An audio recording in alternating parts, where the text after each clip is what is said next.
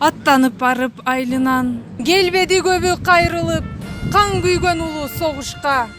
Жерене турду кайгырып, кыйылып кырчын өмүрлөр, өлүмдөр менен коштолду, баласы кайтпай үйүнө.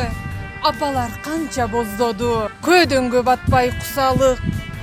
Сагыныч күйүп кыстады, күттүргөн уулу дайынсыз. Аталар канча сыздады. Согуштун ошол караны алыстап улам баратат. А бирок такыр өчпөстүр, жүрөктө калган каратак.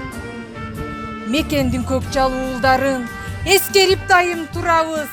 Өзүңөр кылган эрдикке баш ийип таазим кылабыз. Кыйсыпыр кылган дүйнөнү эч качан согуш болбосун. Асаба көккө желбиреп, тынчтыктын туусу орносун. Бизге жаркын жашоону, кең келечекти тартуулаган согуш ардагерлери сиздерге чексиз таазим. Жергебизде тынчтыктын ыры жаңырып, элибизде ынтымак роолоп, токчулук, молчулук болсун. 9 май улуу жеңиш майрамыңыздар менен.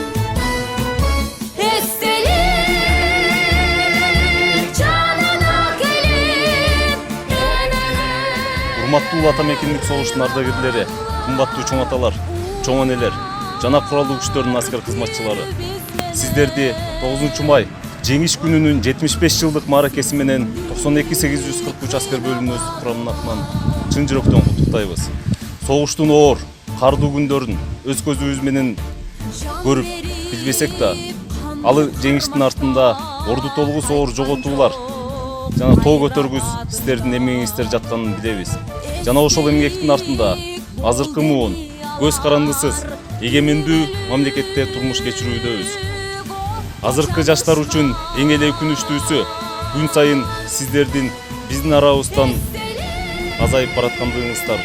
Сиздер биз үчүн эрдиктин, кайраттуулуктун, патриоттуулуктун жана эркиндиктин эң чоң үлгүсү, символу болуп кала бересиздер.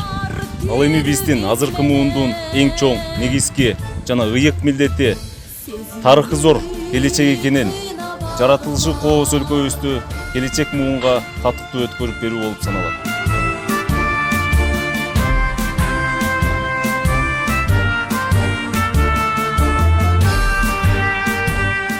Уважаемые ветераны Великой Отечественной войны и труженики тыла, уважаемые кыргызстанцы, от всей души поздравляю вас с великим праздником, Днем Победы.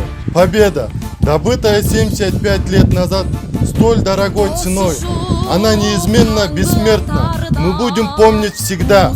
Также хочу напомнить о 316-й стрелковой дивизии, большую часть которой составляли уроженцы Кыргызстана, которая за проявленное мужество и героизм в боях под Москвой была преобразована в 8-ю гвардейскую стрелковую дивизию имени Панфилова. Сегодняшние защитники, теперь уже Кыргызской суверенной республики, верные сыны своего кыргызского народа, продолжают прославлять легендарную дивизию. Уважаемые ветераны войны и тыла, спасибо вам, спасибо за то, что вы рядом с нами. Ваша жизнь для нас является образцом беззаветного служения Кыргызстану.